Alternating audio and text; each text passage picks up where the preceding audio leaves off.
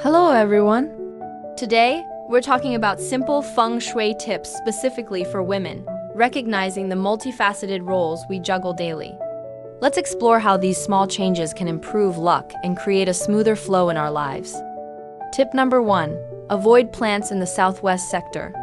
The southwest, known as the Kun sector, represents the female homeowner. It's associated with earth energy, making it crucial for health and emotional stability.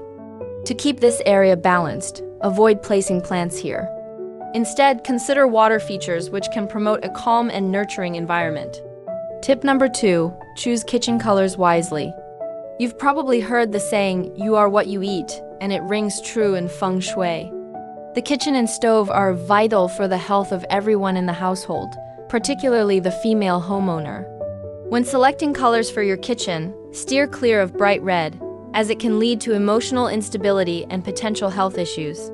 This is especially important for those with strong fire and earth elements in their bazi. Tip number 3. Keep sharp objects in their place. As Marie Kondo says, all items have their own place. This rule is especially important for sharp objects in your home. Store away knives and scissors when not in use. Leaving them out can disrupt energy flow and create hazards, particularly if there are children around. Feng Shui expert Master Go advises against placing sharp objects directly under the stove, as this can lead to health problems. Tip number 4. Your stove position matters. While it's essential to keep your kitchen clean, the positioning of your stove is crucial too. The stove represents the health of the female homeowner.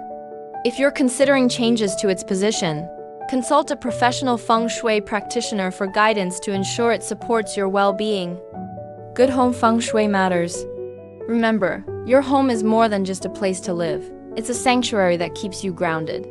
Good Feng Shui improves luck and enhances various aspects of your life, from family harmony to health and prosperity.